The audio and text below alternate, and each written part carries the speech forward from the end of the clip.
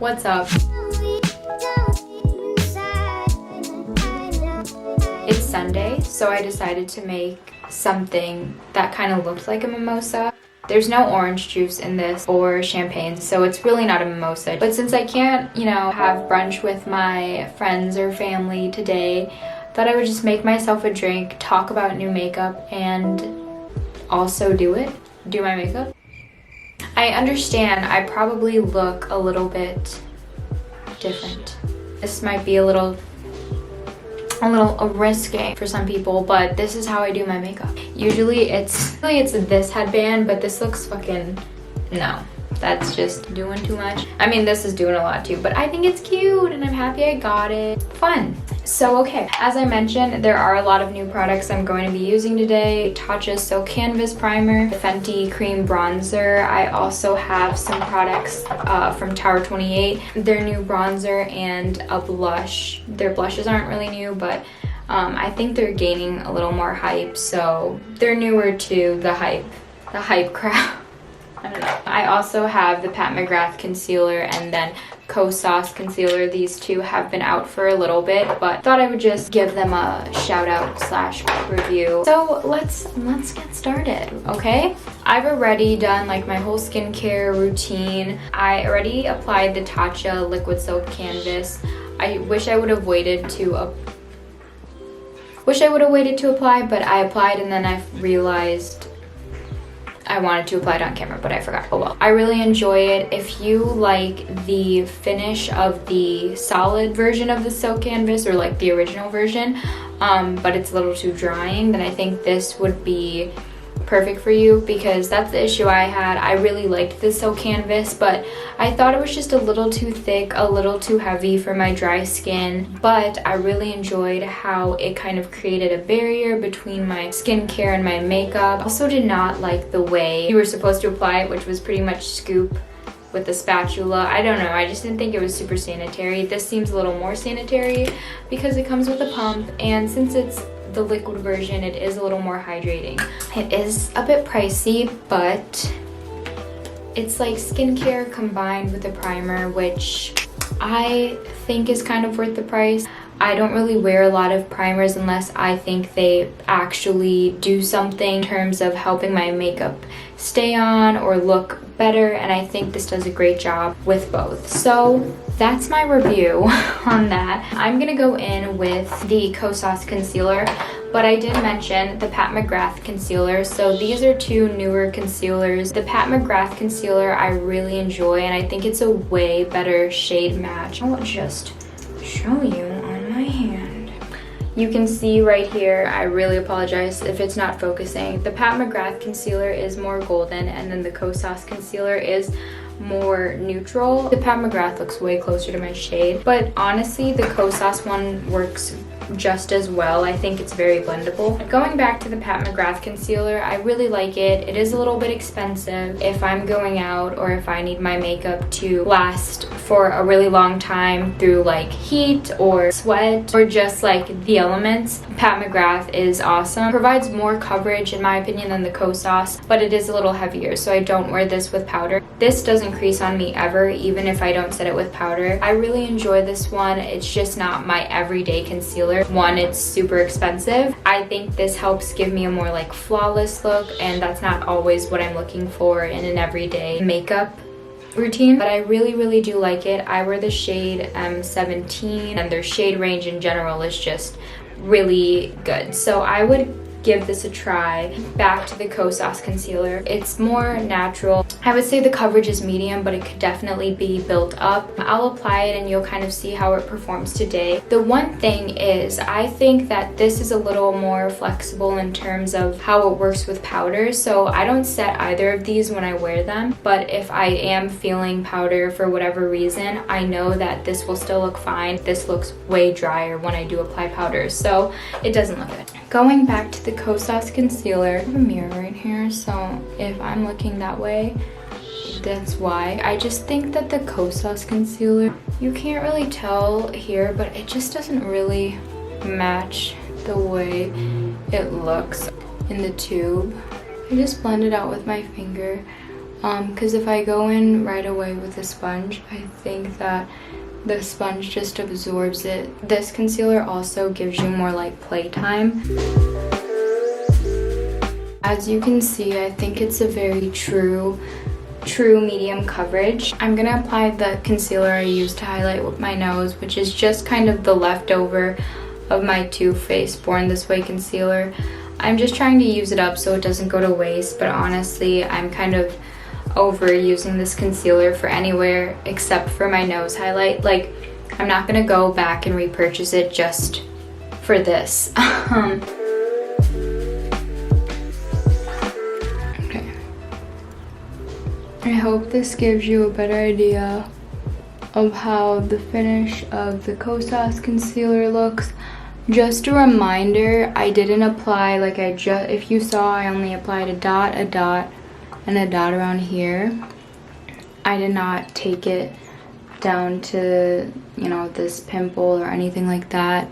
That's just how I prefer to do my makeup. So very natural coverage. By the way, for the Kosas concealer, I wear shade 07. I would say it's a little bit deep, but like it blends really well with my skin tone. For the summer, this is gonna be a perfect match. In fact, I don't even think it's a bad match. I think they could work on their shade range. Just in general, there's some gaps in the shade range. Moving on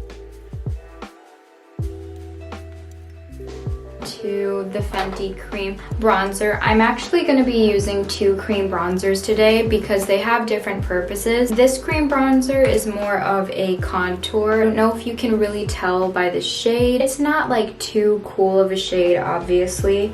In fact, when Fenty released the reveal pictures of this, a lot of people were saying this shade Teddy was pretty yellow, but I don't find it to be too yellow at all. And then the Tower 28 is a much more true bronzer. In general, this is like a red bronzer. This would not work as a contour. It's too red, it's too bronzed.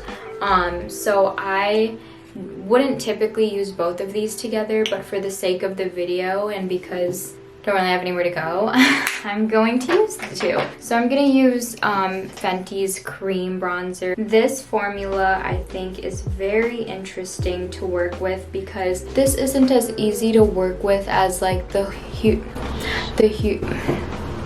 Beauty Tantour. That one's just known for being very blendable and very creamy, but it is really, really pigmented. I also find like my Nude Sticks bronzer a little bit easier to work with. This one, I think I just had an issue with finding the right tool to use. Usually I used this stippling brush. It's a Sephora brand stippling brush. I don't really know much more information because it came in as like a reward. Usually this brush is bulletproof, works with all of my cream products. It did not work for my Fenty Beauty bronzer at all. I even tried using my hands, my sponge, the Tati Beauty Blendiful. This was just weird with all of those brushes. I saw this brush by Zoeva. It's their 122 Petit stippling brush. It's a much more dense type of stippling brush. This is way more dense than, like, you can tell.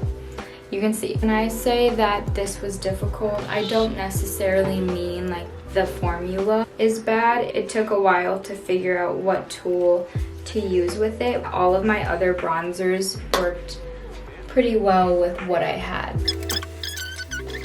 What I really like about this bronzer, I think it lasts pretty well throughout the day. The shades are very unique. Some of them are super gray, like there's actually one that's just pretty much a straight gray tone for those with lighter skin tones, like very, very, very fair skin tones. It gives me a very true contour. It's not too red. I don't really enjoy matte products on my skin. This is a very light sheen, and I think it creates a really natural contour. You could for sure build this up if you would like. I can't really say anything else about it. I know they came out with cream blushes too, but I don't really plan on trying those. I know they came out with some pretty interesting colors, bright, bold colors. The cream blushes aren't really that expensive, but for what you get, I definitely have paid less and gotten more out of different cream blushes. I'm happy with the bronzer. Don't know how I feel about their blushes, but maybe I'll try them in the future. Now I'm gonna go in with the Tower 28 bronzer just to show you. Tower 28 has been at Sephora for a few months. I mean, honestly, it's probably been at Sephora maybe a little bit longer, but it is a newer brand. I remember two YouTubers, Amanda Z and Julia Adams MUA, both awesome YouTubers who share a very similar type of makeup style that I enjoy. I think both of them mentioned the Tower 28 blushes, and I added those to my cart at Sephora, but I never pulled the trigger because I have so many different cream blushes, and I thought, like, I'm just gonna wait. They're about 20 bucks, so the same as the Fenty Beauty blushes. Yeah. So I guess I can't really say anything about the Fenty Beauty blushes because this is also 20 bucks for not that much product. Oh gosh. Months later, the Fenty Beauty bronzers were coming out, and then shortly after, Tower 28 came out with bronzers, and everyone, I don't know, like, their bronzers were constantly sold out through the VIB sale at Sephora. So were their blushes. Sephora did like restock, and all of a sudden, like, these blushes, they were always available when I would check Sephora's app. Once the bronzers came out, all of these blushes and their different shades were always sold out. I actually bought these off of the Tower 28 website along with their Daily Rescue facial spray, which I actually really enjoy, but this is really fucking expensive. I'll go ahead and apply this. As you saw, it's pretty red, and I just take my finger, and this is such a creamy formula. Just a simple tap of my finger causes movement in the formula. It starts off really intense. So you're like, holy shit, Denise, what are you doing? Now I'm gonna go ahead and use that Sephora stippling brush that I mentioned. And again, this brush is really great with a lot of other cream products that I use. And there you can see, very pretty. I think the viewfinder makes it look way more dramatic. You could just take your sponge, blend it out. So as far as the Tower 28, I think with other complexion products under, it does last a longer time. Like with primer and concealer, I think that helps keep this on your face. When I wear it just alone, this does not last as long. It's not going to last you all day. Good news is if you were to reapply it, it layers really well. If you touch up with it, it's not going to cake up. It's not going to like patch up in any way. This is probably my favorite part about the bronzer. It's very versatile. So I just use it as a cream eyeshadow too, and then I just dab it on my eyes. I'm really lazy when it comes to eyeshadow. I'm very, very lazy. And of course, if you were maybe someone who would rather put a little more effort, you could just use this as a topper or something. It looks like I tried, but I didn't. I swear to God, I didn't try. Awesome. Now to show you how the blush works. The unfortunate thing is I don't think that this shade really goes with the rest of my look because it's really pink, and I would rather use a more like orange peach blush. Again, like I said, I don't think I would first of all pair the Tower 28 bronzer with the Fenty Beauty bronzer because I think I would either rather have like a contoured look or a really bronzed look, not both.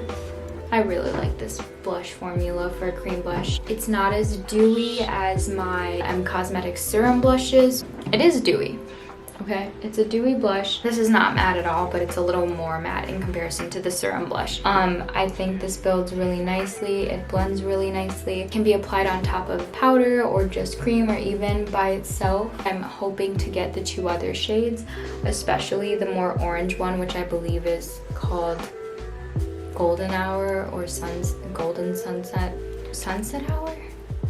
I don't know.